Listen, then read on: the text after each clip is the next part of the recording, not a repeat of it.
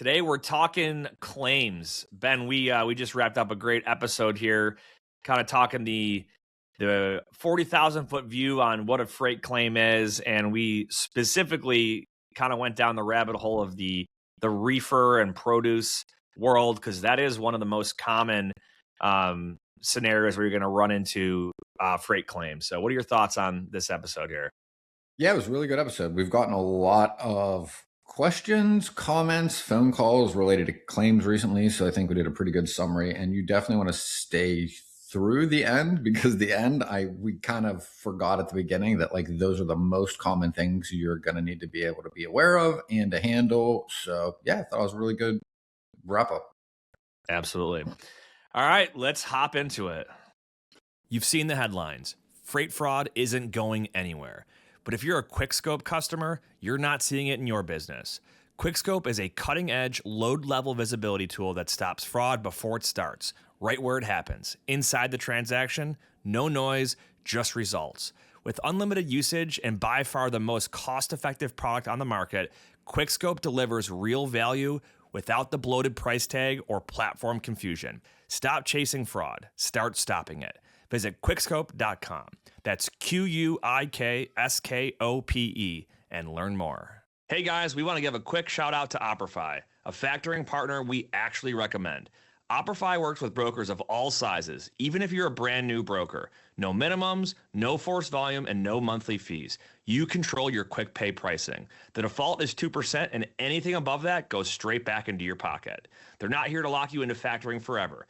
They teach brokers how to actually become self-sufficient. If you're factoring now or just getting started, Optify is absolutely worth checking out. We are back with another episode of the Freight 360 podcast. This episode is brought to you by Ascend TMS. So if you're looking for a new TMS platform, check out Ascend. You can get 90 days absolutely free of their premium version. No card needed. You do need a referral code, so use the one down below in the description box. And if you're brand new, check out all of our other content. We've got the YouTube channel, the Facebook group. We've got our website that's got our entire searchable library, including the Freight Broker Basics course. Ben, what's going on in Florida, man? You watching any World Cup? Okay. All right. Getting caught up. Everybody down here watches it. So every time I talk to somebody, I have a conversation about it. So I kind of have a general idea of how everyone's doing. Team USA moving on to the next round, though, man. Yeah. So, yeah, I did hear, I was at my golf league this week. I was like talking to this one guy about it, and he's like, I don't think he was completely accurate. I think he was making some of this stuff up, but he's like, he did say, he goes, I'm pretty sure they paired the U.S. up in a group that they had a chance to move on because they wanted the monetization out of it. And then he goes, this is where I think he was making shit up. He's like, they have all these like fake rules now. Like basically if the match ends in a draw, they can just award a win to one of the teams because that team brings more fans in. And I was like, I don't think that's true. I don't think that's true. I don't believe that's an accurate thing, but yeah, it is. I don't know. It's cool. It's been a fun year for sport just because like the Olympics, right? Like you had the golden goal with Team USA with hockey, and now the World Cup. Like, yeah, we're not historically like a good. Well, I wouldn't say we're not a good team, but we're not like a favorite, right, to go deep into the World Cup. Soccer is just not a big sport in our country, considering we don't even call it by the name that everyone else calls it by. Football. But yeah, I don't know. It's cool. There's like matches like every day, multiple. So it's kind of cool right now. Fun. I agree. And I used to play soccer. I played soccer in high school. And I used to watch a lot of World Cup when I had friends or people that watched it. It's a very fun sport and event to watch with a group of people, but kind of sitting by myself, not exactly. I can't really get into it as much anymore. Yeah. Did watch most of the US Open. Kind of disappointing that Clark won, but beyond that, it was a decent run, I guess. Wyndham Clark, right? Is he the one that Is he the one that had all the? I didn't watch it, by the way, but is he the one booed, that? And it's the first time that like the big I don't know, public. Was he drunk or something, or got pissed off or threw something, or what was the big thing that happened? At the U.S. Open last year, which was in Pittsburgh at Oakmont, he like kicked in the lockers That's what it and was like was. fined, Yeah. penalized, And they told him he could never play there again. So like if there's ever a major there, he won't be able to participate. So yeah, it was like a big issue. There were a few other things because like the big like whatever people were talking about were like it's kind of the first time anyone knows of that like a American was booed on the way to win the U.S. Open. Yeah. But anyway, that's sports. Oh, this is not intentional, but I'm wearing my Bills. What do you call these? Like Hawaiian shirts or like summer shirts? But we got training camp coming up next month, and got some tickets to go see the Bills out at training camp. So that'll be fun. Dude, I don't know if you've seen, they did the ribbon cutting this week of the new stadium. It is pretty cool. If you haven't, I don't care if you're a football fan or not, or a Bills fan or not, check out that new stadium. I feel like every time a team gets a new stadium now, like they're just like the wildest looking, coolest feats of engineering. So some cool stuff. What do we got in the freight world news wise? I saw, I think C.H. Robinson just bought they bought this brokerage that does high value, like they literally send people to escort, like armed guards to escort the shipments. I don't know if you saw that. Like to combat fraud. Shipments of what? Sorry, like high value, like high. As you were talking, and I'm like, they were supposed to deliver the tile, so I was just reading the voicemail. Oh, you're good. You're good. Anyway. Yeah, let's see if I can find it. They bought this company that, let's see. Yeah, here it is. Despear Logistics, a specialized freight brokerage and transportation provider for high value, high risk, and temperature controlled cargo. The all cash transaction was valued at approximately $75 million. Mind you, this brokerage doesn't even do $75 million a year in revenue. So they bought them at like a multiple of their revenue. But they basically, so they did $62 million in revenue last year, and they were sold for a multiple of not their net profit or gross profit, but of their revenue, which is nuts. But it's basically their, they send like armed guards with like high value shipments, so like your stuff doesn't get stolen. So it's just crazy. That's pretty wild. What's the name of the brokerage? It's Despear, Despir. So it's capital D, lowercase e, capital SPIR, Logistics. Despear Logistics. So that was kind of a wild one. I mean, the type of company and like their niche is, in and of itself, is pretty insane. But what blew my mind was, you normally buy or sell a company based on a multiple of its net profit, right? Like, what does the business actually make? And then the buyer's like, oh yeah, we'll buy it at like, sometimes you'll see a 3 or 5 time multiple. Sometimes you'll see with like tech firms like 8 to 10 time multiple. They bought this at a multiple of its revenue, which is top line dollar. So is it a multiple? I thought it was bought for 75 million and top line was 63 million. So it was more than revenue, but it wasn't like a 1.2 multiple. Yeah. So more, it was got it. They bought it for more than the amount of revenue they do in a year, which is not like, not a 3 or 5x, but it was between a 1 and 2x multiple. But yeah, kind of crazy, man. Kind of crazy. That's very interesting. A lot of one of the, like, I guess the big kind of trend we've seen since this Supreme Court case too is like every lawyer and their brother seems to have an opinion on like carrier vetting now, and they're all trying to sell. Like I had a dude email me yesterday, and he's like, I was clearly just like a, in his list of leads, right? And I got this like email, was not personalized, but it was like, hey, I created this playbook on how to have a defensible carrier vetting process. You can buy it here. I was like, okay. I don't think buying someone's SOP, if you don't actually implement it, is gonna do anything. Like, we had a really good episode on that last week. So check that one out if you haven't. But good stuff, man. We're gonna talk claims today. We're gonna talk about claims. Hey, what's up with your roof though? I'm curious. They were supposed to deliver the tile today, and then I just got a voicemail that says they're backed up due to rain. So maybe tomorrow, maybe Friday, maybe start Monday. So like, wow, almost a whole another week. Wonderful. Fun stuff. Yeah. Well, we're going to talk claims today. Claims is a wide range of things we can talk about, but depending on the commodity and all of that, we'll try to keep it somewhat generalized and talk through specifics of it. But you got anything to lead off with here? No, but I think, well, maybe I guess, because I was just about to lead off with something. So yeah, I think we should just start with like the basics, right? Like what to do, because there are lots of exceptions to kind of everything, right?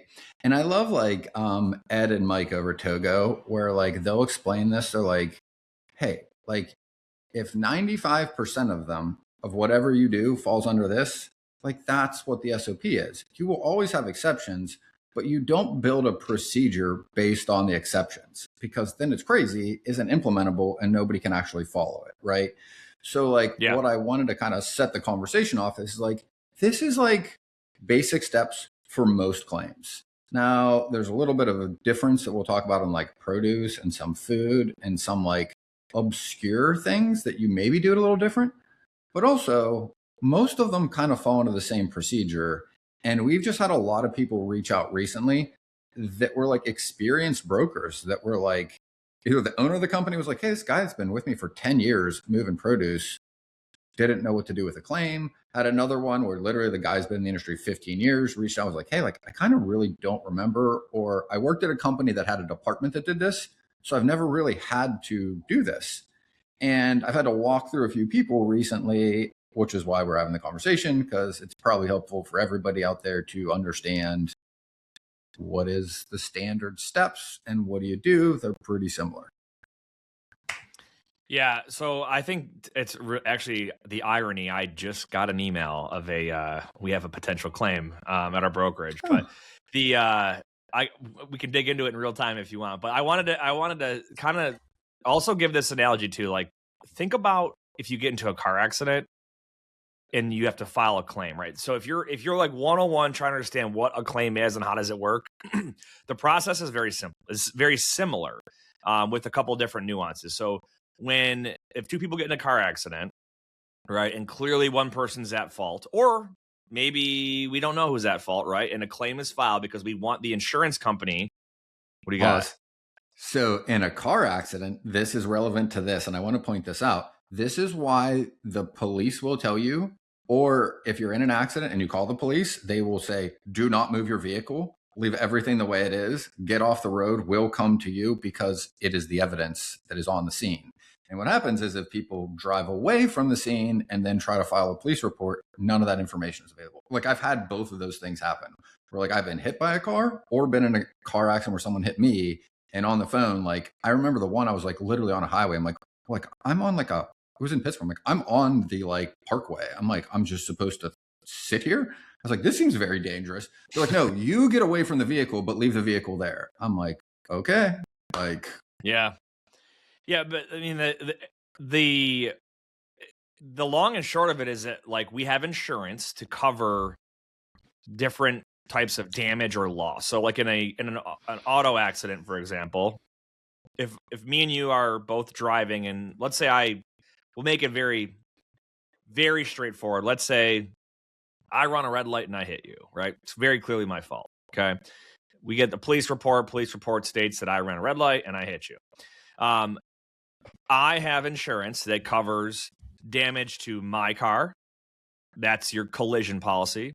And then I also have a liability policy, which is usually required in most states. And that liability policy is what's going to cover damages to others that it's not your own car, right? So that would be like your car, injuries to you, etc. Okay. Collision is usually an optional coverage. So maybe if I have a cheap beater car, right? Maybe I'm not going to pay to insure damages to it, but I still need to cover if I damage somebody else, right? So now if you look at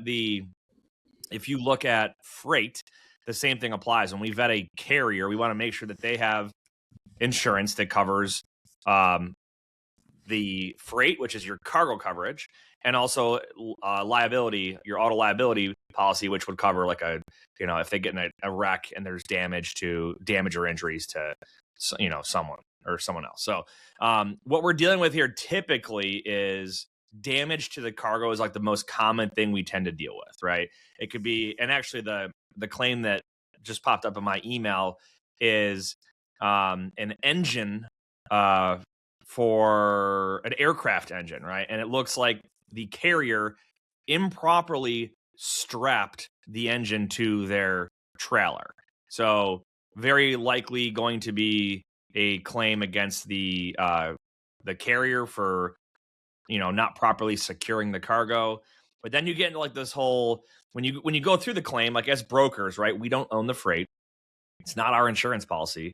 We are an intermediary, and we are an intermediary for the claims process too. So it's not our policy. We're not the one that's going to get paid out for it, but we're going to facilitate the claim. It's not a legal requirement that we have to do, but most brokerages as a value add will be a claims facilitator for customers in the event of damage or total loss, or they call it OS&D. It's overshort damaged, which means you might have, too much freight arrive, which is probably the least common version.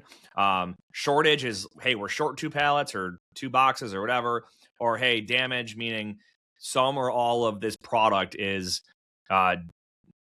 not in acceptable condition when it arrives at the receiver. So it could be that a lot of times, I would say the majority of times it's either because it wasn't secured properly, or if it's a temperature controlled shipment, the temperature wasn't maintained properly. We see that a lot in produce.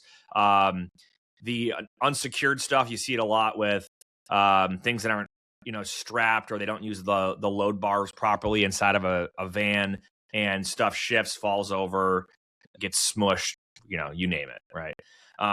So what do? Is we are going to, in this simplest, broadest terms, we're going to contact the motor carrier's insurance company, and we know who that is because we have a copy of their certificate of insurance before we book that carrier, because we want to make sure that they're insured. And we're going to begin the claims process. And if you're brand new to that, you're going to learn a lot the first time you do it. I don't personally handle claims at my company. I've never been the guy that does claims, but I've been through enough of the scenarios to learn how the process works. And basically you're going to get the same thing with an auto accident, right? If you're going to have to have all the documentation, right? So you're going to have a police report if it's a crash for 2 cars.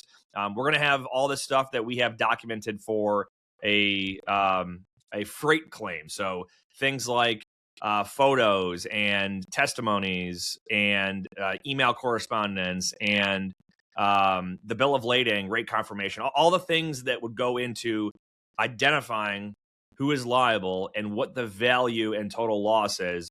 That's what's going to go in there. And then an adjuster will be assigned from the insurance company. An adjuster's job is to go and figure out. I always wondered why they're called an adjuster.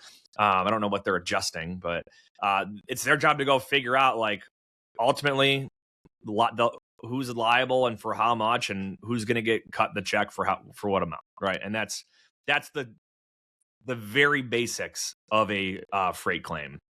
So. And keep in mind, too, that cargo policy is covering the cargo, okay? If you're dealing with, we actually have a question in our Q&A that will come out on Tuesday, but when you deal with like damage to property at a shipper or receiver's facility, it's a different process than filing a cargo claim with the insurance company. So, and if you want to hear about that, tune into the Final Mile episode coming out on Tuesday. So, but yeah, that's step one. What's that? So step one, I just got an email, just like you did, from my receiver that says, I'm not going to receive this. We'll go with produce. I'm not going to take this load of watermelons. Okay. That's all you get. So now I got an email from my receiver. Driver just called me and said they don't want to take the product. Okay, what do you do from there? This episode is brought to you by Togo. And no, this isn't just another staffing company. We're personally working with them across freight brokerages, trucking companies, and warehouse operations. And what they really do is help update, scale up, and streamline your operations. They can overhaul your outdated SOPs, implement tech and AI, and their managers are seasoned logistics pros. So you're not sitting around babysitting and training remote hires with no experience.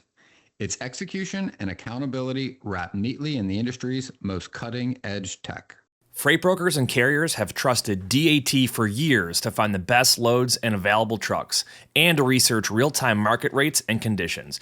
We use it ourselves and recommend it to our listeners. And now with DAT Outgo factoring, motor carriers can get paid fast, often the same day, right from the DAT platform. Check out the link in the show notes to get started today with DAT's load board or factoring through Outgo.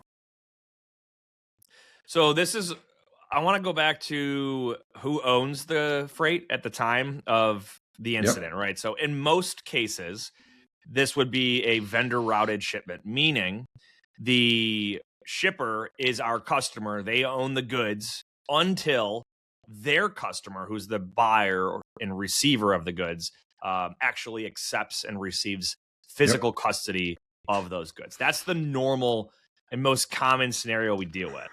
And when that happens, think about it. If I ordered food, like if I ordered a pizza, right, and I bought it from, I don't know, what's a big Papa John's, or I don't know, what's a big pizza place, right? Papa John's we'll go with, right? And if the delivery guy shows up and the pizza is the wrong kind, or it's cold or whatever, right? I'm going to say, like, I'm not taking this. Like, I'm not paying for this, right? I don't own that pizza yet. I'm going to reject it, right? And the same thing will happen.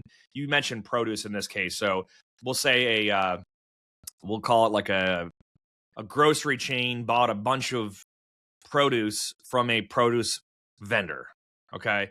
And when it gets there, and maybe they see that it's rotten, or the temperature isn't right because they pulped it with a thermometer, and they see that it wasn't maintained at the right temperature, or it's frozen and it wasn't supposed to be frozen because the reefer got all jacked up. They can reject that product, and in which case a lot of companies are going to handle things differently. Produce specifically, you're going to get involved with the USDA with inspections. That's the U.S. Department of Agriculture. So you'll have an actual third-party professional that can audit that shipment at the receiver, and there's like regional offices you can contact, and they'll come out and do their thing. But they'll tell you like the exact percentage of the product that is, destroyed, damaged, or compromised, whatever the case might be. But then there's what you actually do next depends on the situation. So, in some cases they might say, and it depends on the commodity, they might say, take it back. We're not going to accept it at all. Just reject the shipment. It's got to go back to the shipper for them to deal with. All right. And that could be for produce, probably not very common, but if it's like a faulty, if you're selling widgets, right, and they're like, they look broken or damaged or whatever, they might just say, I'm not taking these. Another option is to accept them under duress, which means I'm going to receive them, but I'm annotating here that by receiving them, I am also stating that there's something wrong with them, and I intend to file a claim to get, money back for whatever the damages are. And I've seen them say, hey, and this is like in a produce example, they might say, these are fit for consumption, but they don't meet our standards. So we're going to reject them. But you can go donate them to a local food bank around the corner because they can still be eaten by somebody. Or if it's just totally rotten, go scrap it, throw it out. It needs to go get disposed of somewhere. And these companies that deal with a high volume of produce, it's not the first time they've ever dealt with a claim. So they're going to have, a regular procedure for how to get a USDA inspection and where to donate potential product, or where to, dispose of certain product. It's not like it's going to be the first time. I have seen the rare scenarios where it's not produce and it's a small company, and they're like, what do we do? What do we do? And like everyone's going back and forth trying to figure it out. And yeah, there's no like right or, necessarily one right way to handle it. It comes down to like good communication everyone's got to kind of get together and sync up on how are we going to handle this. But again, it really comes down to who owns the product. And so if the product is owned by the shipper and it's, that's who is it's getting rejected, and they're like, well, my customer's not going to pay for these widgets that I just sold and shipped to them. They're going to want reimbursement, so the claim would be filed on their behalf, right? Or if the receiver receives it but under duress and they've paid for the product, they're going to want to be the one that is going to get paid out by the claim for whatever the issue might be. So there's like a whole wide range, because sometimes you have the shipper and their receiver might not be the one who's your customer. Your customer might be a third party that's just a middleman between a buyer and seller of certain goods. So there's a whole here's bunch a couple that have come up recently, right? One, this was 2 weeks ago. Receiver says, take the product back to the shipper. Okay, it was watermelons. And the carrier's like, it went from like Florida to like Cali. It was a very long load, right? And the carrier's like, I've got another load in Texas. I can't drive this back to Florida. Yeah. I'm just not going to. And that's common. Right? Yeah. Like you can't, because again, you got to remember too, like the receiver, just because they tell you one thing doesn't mean that like their word is gold and whatever they say is going to happen. Because that driver, and I've seen this happen. Like I've seen drivers just be like, dude, I'm not taking it. Like I'll go dump this around the corner if I have to. Yes. Yeah. And that's where the broker has to get involved and go talk to both parties and figure out something. Right. And every scenario 2 weeks ago be a little bit different. And then another one, carrier said, like, I'm going to go dump it, but I need $500 to go dump this product. It wasn't my fault. They loaded it and it wasn't good when they put it in my truck. So that's on you. And I want money to go dump this somewhere, right? Because that's going to take me time, right?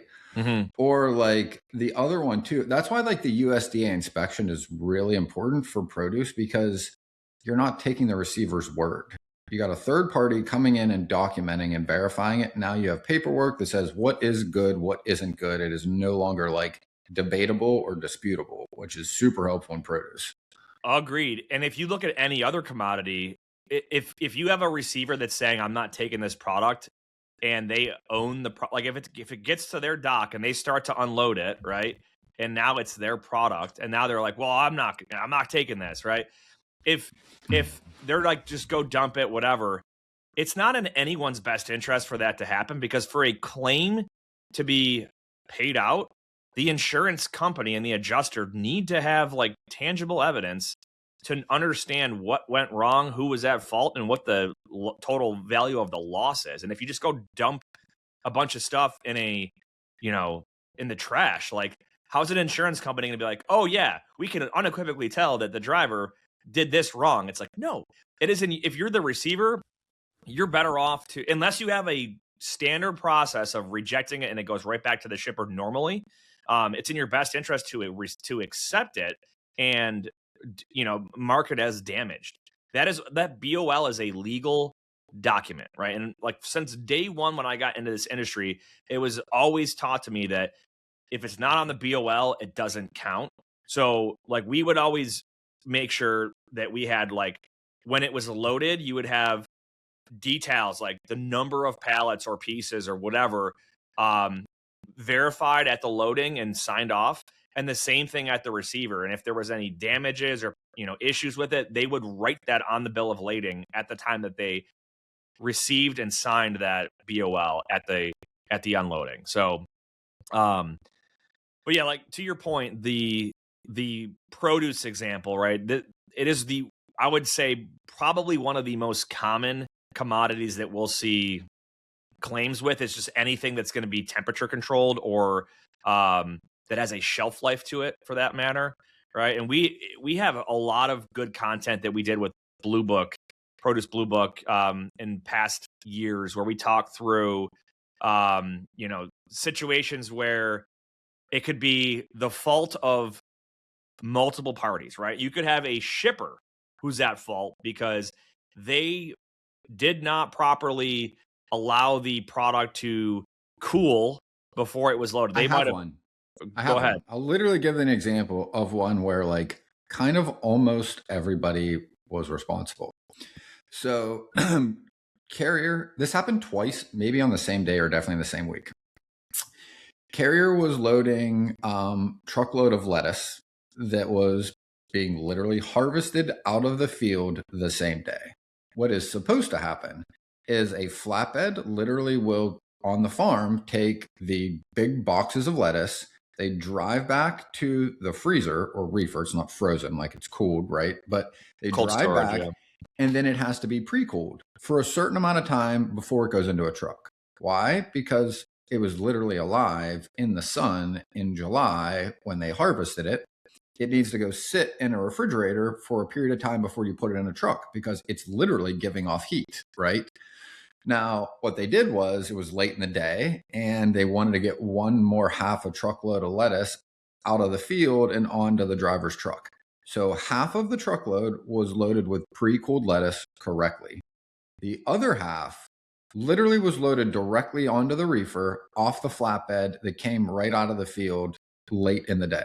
Okay. 80 degrees, 85 degrees. 80 degrees, right. Yeah. Driver calls brokerage and says, like, tells us what happened. Like, they're making me take this product. They are literally loading hot product next to pre-cooled product. Like, this will be a claim. Okay. Then the person loading the truck, I don't know how he forced him to do this, but he basically got the driver to initial that the product was good at loading, and the driver didn't speak really good English, and he was translating through his dispatcher. Where you have it happen is when there's a language barrier. Very, very common situation. Yeah. But the dispatcher sent an email literally explaining this, and they had pictures, and the driver took pictures, sent it to the dispatcher, who was like, hey, like, they definitely loaded this hot. So we knew, like, at loading that this occurred. Then there's a claim, obviously. So when it gets to the delivery, they go like, hey, all of this product is basically trash because half of the hot lettuce screwed up the whole temp in the whole reefer. So even the good pre-cooled lettuce was shot when they got to the delivery. It was like Colorado to Texas. Now, we had the documentation, sent this because the customer was the farm. Okay. So we knew this was the case and sent this like, hey, like, this is definitely what happened. They requested the reefer download. Well, when you got the reefer download, you could see the temp spike exactly the way it should when you load hot product because the reefer was pre-cooled. Then the temp jumps up because the reefer's trying to cool the very hot lettuce back to the normal temperature. So it all looks like exactly what you would expect the documentation shows. However, the carrier had like an oil check light, like an oil filter or something, come on the way to pickup, like that morning. The driver stops at a maintenance shop, gets the oil light turned off, and it was like a filter or something like menial. Had nothing to do with the trailer, had everything to do with the power unit, right? Mm-hmm. However, that part of the insurance?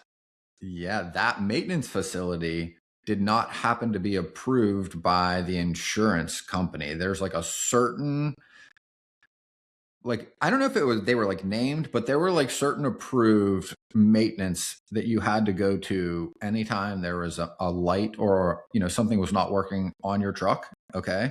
Which is why brokers should be asking drivers like, hey, is your reefer and equipment in good working order? Why you ask that is because if it isn't, the insurance a lot of time will just deny the claim outright. And the insurance company did in this scenario. They were like, hey, we know we know they loaded it hot. It definitely seems to be related to them loading it. However, the driver had a warning light come on due to a maintenance issue, did not get it resolved by an approved vendor. Therefore, insurance invalid. We covered none of this claim. And then it was basically $20,000. Of which the customer said, we're not paying that. And what they did, even though it wasn't in their broker shipper agreement, said, we're just not going to pay like $20,000 of the other bills we owe you until you give us the 20 grand for this. Yeah. Of which they never paid. That's a mess, man. That's an absolute mess. A couple things to point out here too. This is one of the things about temperature controlled goods that, people are like, oh, it's, you know, how hard could it be? And it's like, if you've never dealt with temp controlled stuff, you should really, really have somebody give you a rundown on, you know, how reefers work and understand what the actual reefer control looks like.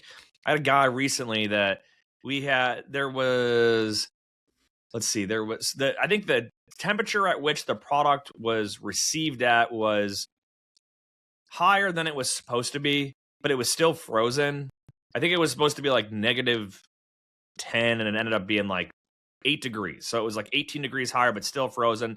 And they allow for a certain amount of variance. But I think it was beyond that variance. And we had asked like, hey, what was like the set point on the reefer? And he's like, what's the set point? And we were like, dude, like, have you ever seen a reefer? Like, if you just Google like a picture of like a reefer setting, you'll see two things. It looks just like a thermostat, right? You're going to have, what is it set to? And what is it actually reading right now, right? Those are your... Yeah, but there's also intermittent versus continuous as the other you have cycling. set. So actually, you know what? I'll give you a great explanation of the reefer settings and how it can relate to an air conditioner or a heater for that matter. Because don't forget, a reefer can heat or cool. So the same way that your thermostat can have an auto versus an always on setting, that's the same way that a reefer unit can operate with a cycling versus continuous, right? And then also that set point versus the actual air temperature is going to tell you what is it currently, what is the temperature of the air in the house or in the reefer currently versus what is the AC unit set to, or the HVAC unit set to in your house. So why would I want to use continuous versus cycling? Well, continuous means it's always on, right? That's like if you set your air conditioning to 72 degrees Fahrenheit, for example, and it's just on always on, it's going to always be blowing air to make sure that there's a constant level of 72 degree temperature inside of your house, right? Cycling would be like if you set it to auto. So maybe you have your temp set to auto in your house at 72 degrees. Well, it's going to kick on until it gets down to 72, and then it'll turn off. And if it ticks back up a degree, it's going to turn back on until it gets back down to that 72. And that's more energy efficient. So you're going to use less. If in the reefer example, you're going to use less gasoline or diesel in the reefer unit, and you're going to use less electricity in your house if you're using that setting. Now, why would I use one over the other? So frozen stuff, I would say, is more common to use a cycling, because you can have that variance of if it's going to be frozen at, I'll go back to that -10, right? If it kicks up to -8 or -7, maybe it kicks back on to get it back down to that -10. If you're dealing with something that's above freezing, so think like produce or pharmaceuticals, things like that, those need to be kept at a very, very distinct temperature at all times. And that's where you'll often see the continuous setting used. So that would be like you're always on when it comes to your AC unit. And it's very, very important if you're going to do anything temperature controlled that you understand how reefers work and that you communicate that clearly with your drivers when you're and put it on the BOL, right? If it's not on the BOL, it doesn't matter. And if you put one thing on the rate confirmation and another one on the BOL and they're different, the BOL is going to trump it. So don't confuse Celsius and Fahrenheit. I've seen that happen before too. But yeah, those are kind of like your basics of here's another one. I had a claim last week because they had the wrong setting and it was produce. Exactly what you said happened. Produce was shot.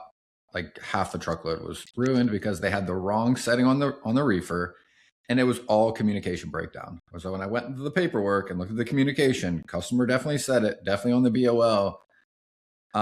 Dispatcher confused it when he called the driver. That's what caused it. Another one that is important to understand with a reefer for sure in produce are the air chutes in your reefer trailer. Like there's chutes that go down the side, or there's a center chute. And a lot of customers require one versus the other because it definitely affects how the air circulates and definitely determines whether you're likely to or not likely to have a claim, right? So you want to understand the basics of how a reefer works. And again, back to air conditioning, all the air chute is the ductwork in your house. Ductwork in your house, yeah. It's just how it blows through your house, right? The thing about it, you have the reefer unit is on the front end of the trailer, right? And it's pushing cold air, and it's got to go all the way back and all the way out the sides. That's why you see those chutes. That the intent is to push it back and outward, so that you have a temperature that's similar throughout the entire trailer. The same way with your house, that you'll notice if like people who have a smaller AC unit or one that's not really big enough for their house. And they're like, well, my upstairs is always a lot warmer than my downstairs. And it's like, yeah, because you don't have a strong enough or big enough or enough units to push the proper amount of air throughout your house. Like I know people that live in the South with big houses, they got 4 AC units at their house versus like up north, you might just need one big one. So I'm literally doing this in my house because we were joking like about my roof. Well, when the roof's not on, like there's different insulation. So my air conditioner isn't working right. So when I had them come look at it, that's literally this example I have in my house, right? My office that I sit in is on the ground floor. Its ductwork is connected to the air conditioner on the second floor. And all the rest of the first floor is connected to my second air conditioner that cools the rest of this. So my office is the farthest away, and it makes zero sense why you would set the house up that way, except I have like huge cathedral ceilings in the living room behind me, so you can't duct connect it to the one it should be, right? Mm-hmm. So we're redoing this in a way that makes more sense for the same reason we're talking about reefers. But like all of these things kind of matter, right? Because also the insulation has to be right. Because if the insulation isn't right or you don't have a roof on your house, basically my attic is baking my ductwork, which means my air conditioner works twice as hard and can't cool my house, which is why I have a portable air conditioner in my office right now, because none of this stuff is working when it's not all put together correctly, right? So I do think it's helpful to think about it like from a simple point of view first, but like you really should know the basics if you're going to move product that is temp controlled. But we talk about this a lot, is like, there's just like one thing you can do to make sure you don't ever screw any of these up, even if it's just your first load. You just ask this question to your shipper. What are your equipment requirements? Do you have a document you send to your carriers? What is everything I need to know to confirm we have the right equipment with the right settings? Almost every produce company has this in writing, or will send this to you, or will definitely tell you over the phone, hey, we need a center shoot. We run everything on continuous. We run everything on intermittent. It's mostly almost always the same thing. Even like big produce companies that do lots of different produce, I rarely see like variations in equipment specs and temp settings. Like most of it is always kind of done the same way.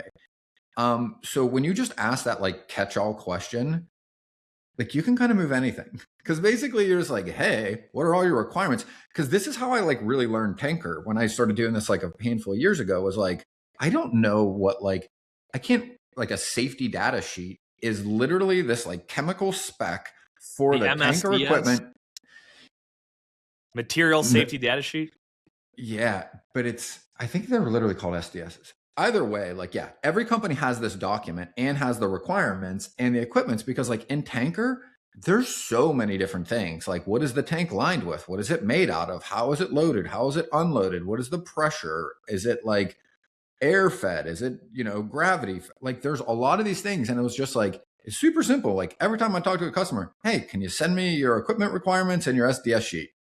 And every single thing in there, every time I had to talk to a new carrier, I just forwarded those 2 documents, read them all, made sure I confirmed that they had all the right things. And like in a week or 2, like you start to learn it. Like you don't need to reinvent the wheel. The shipper or your customer, receiver, whoever it is, has this done, has to do this in order to hire a trucking company, let alone a brokerage. You just got to request the information and make sure you get this to the carrier and confirm they have and are sending the right one. So you don't have to overcomplicate it, but I think you make a good point. Like you really should kind of know the basics, because it just always reminds me of the game. Like you're a kid, you play the telephone game where like you're in first grade or kindergarten and you line up like 10 kids and you tell one a word and they whisper it to the next kid and you see what the last kid says. Yeah. It's always like a different thing. Like that's our job. So like so much gets lost between the shipper telling you something over the phone, you telling a dispatcher, and the dispatcher telling a driver who might be unloading or at a different load and is trying to pay attention, but might be busy and might miss one of these things. This is why verbal check calls are so important before your truck gets to load, is you confirm these things. Hey, I know your dispatcher said you have this equipment. Are you running this? Is it in good working order? Is it pre-cooled? What's it set at? What's your temp at? Long before they pick up. That reduces so many of these issues. Just like that very simple step of following up and confirming this will avoid most claims. Because like when you work backwards from the claims, where like you and I see them most of the time now, because we're not like brokering freight, like as soon as you work backwards and you see that the paper trail and what happened, you can just see where it fell apart. Like, oh, they definitely told this guy and that person definitely didn't tell him. And if you would have just called the driver, none of this would have happened on almost every single one of them. Yeah. Agreed. So to kind of summarize a lot of this, I would say kind of back to the beginning of our conversation, the ideal situation is to have the freight accepted and just document everything as to, the photo, pictures of the condition of the freight. And if you're a driver, this is why it's, very good if you can get documentation at loading of the condition of the freight, so you can prove to to defend yourself that you did everything properly. That would include like pictures of your reefer control unit at loading. Here's the set point. Here's what it's actually reading right now. Now here's a picture of that, and now of our freight that's loaded and secured on there properly. And then if it gets to the receiver and it's damaged, this is where all the documentation comes in. So photos there, USDA inspection. If it's not produce, pictures, right? You're going to have the condition of the actual packaging. So like if boxes fell over because they weren't shrink wrapped properly, or the boxes themselves, maybe they were wet when they were loaded and you could see that they kind of broke down and stuff fell out. And try to preserve the condition of that freight when it's received without, you don't want an insurance person to be able to have any thought that the damage was caused after it was received, right? So kind of like you said, leave your car right where it is, right? Obviously it's a bit different, right? But you don't want to start moving stuff and unassembling it and all that. You want to preserve the condition of the claim damaged cargo where it's at. And then, get that claim process started as soon as you can, because there are restrictions. And when you're dealing with different countries too, like obviously with USMCA, we kind of have free reign between Canada, Mexico, and the United States. Carmack Amendment only covers the United States, to my knowledge. So if you're dealing with Canadian customers or Mexican customers, understand what the legal framework is for filing claims. What did we did the research before we hit record on this, but what was is it 9 months is the statute to get a claim done on a freight scenario? I've always like had best practice of 30 days is kind of like what we've done internally is like, hey, before that, like upon delivery, we want to know immediately if there's even a chance that there's going to be a claim filed on this. Because if there's a possibility of a claim being filed, we want to freeze everything. We're gonna freeze pay on the carrier.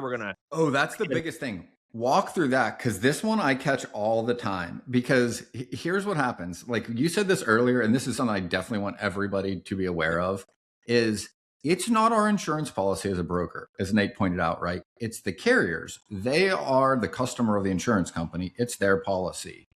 So actually to file a claim, a brokerage can't do this.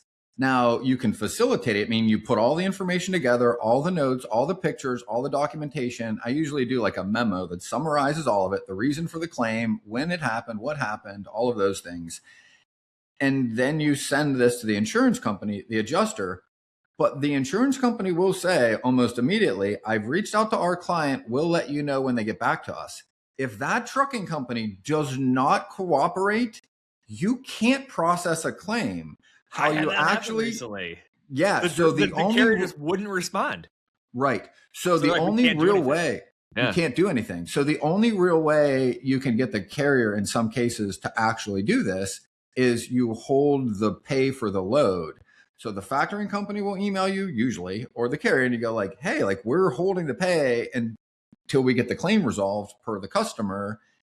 That is usually what allows or helps, I guess, like nudge the carrier to work with their insurance company to get it processed, because they're not getting paid for their load. And if you let the money go out the door, they never respond most of the time. Like it's just crickets. And another part of it too is a lot of carriers will have a deductible on their policy. And that's why you'll see some TMSs or, vetting software will alert you if a carrier has like a $10,000 deductible or something like that. Because here's what, here's a scenario you run into is if there's a small claim, right? Maybe it's $5,000 in damages and they have a $10,000 deductible, insurance isn't going to pay anything because the deductible is higher than what the amount of it being paid out is. So if you have money to withhold from that carrier, it puts you in and again, we're not doing it out of like any nefarious. Because the customer's not paying you. Exactly. We're just in the middle. The customer's not going to pay you until you get it. The reality is, in most claims, if there's like a majority or full loss, the carrier is typically just not getting paid anything at all because of if they're the one at fault for it. So, well, also that I want to add, this is the other very common thing that your customers will do, right? Is you need the value of the load, but very specifically, you need the cost of the goods sold. Yeah, not the market value. The sale price. Not with their profit built in. Yeah. Correct. Yeah. And like almost every claim I've ever worked, the customer sends the sale price. And then I have to email back, hey, I need the cost of the product, not what you were going to sell it for. And they will argue, well, this is what we always use. And I think the easiest way to resolve this that I found is I go, that's great. But I sent this to the insurance company and they're telling me that's not the cost of goods sold. So they won't process this until you give me that document. I do that sometimes 6 times before the customer will actually send the cost of goods sold. They'll just keep sending the sales price. And I'm like, use the fact you're an intermediary to get it done. Meaning like, hey, this isn't my request. This is the insurance requirement to actually process a claim. And I can't process it without this document because they always try to get their profit back. Yep. Good stuff. Good discussion. Well, let us know what you guys think. If you have any claim stories or questions or anything to add in, leave a comment on YouTube or send us a message, and we'll appreciate that. But good episode, Ben. Final thoughts. Whether you believe you can or believe you can't, you're right. And until next time, go Bills.